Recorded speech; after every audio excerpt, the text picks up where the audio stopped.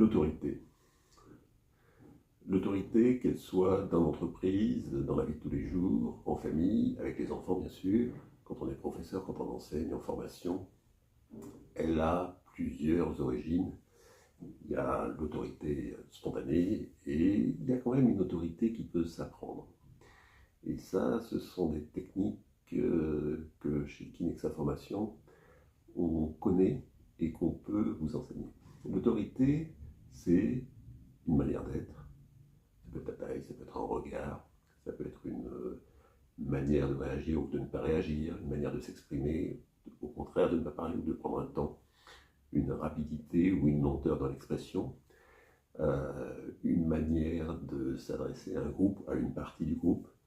Tout ça, ce sont des éléments dans l'interaction avec les individus qui font que on arrive à obtenir ce qu'on veut, l'exécution de ce que l'on désire d'une équipe ou l'adhésion à ce que l'on pense d'un enfant.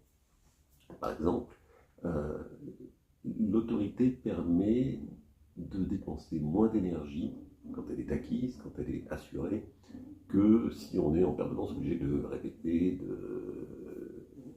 et de gêner les gens. Et justement, les gens préfèrent une autorité simple qui décide et qui les guide, plutôt que voir quelqu'un qui hésite, qui n'a pas d'autorité, et où chacun prend la parole, et où ça devient la cacophonie. Donc, l'autorité naturelle, certains l'ont, ce sont ceux qui entrent dans une pièce, font le silence, on les regarde, ils ont une présence, un charisme, hommes comme femmes, ils ont cette nature qui fait qu'ils s'imposent. Il n'empêche que l'autorité, au quotidien, doit être maintenue et c'est un travail de longue haleine. Donc on ne peut pas simplement paraître, il faut en plus agir, dire et avoir des objectifs clairs.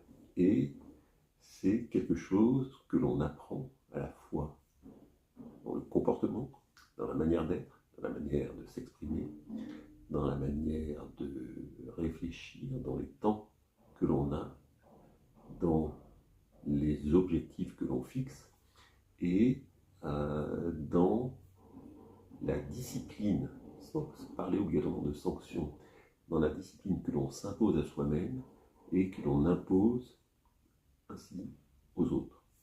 Et cette autorité, des techniques très simples permettent à n'importe quelle personnalité, il faut en parler justement, il faut discuter chacun des faiblesses, je ne me sens pas à l'aise quand il y a beaucoup de monde, pour exprimer certains désaccords, etc. Tout ça, on peut s'adapter à une timidité qui n'empêche pas l'autorité, on peut s'adapter à tout.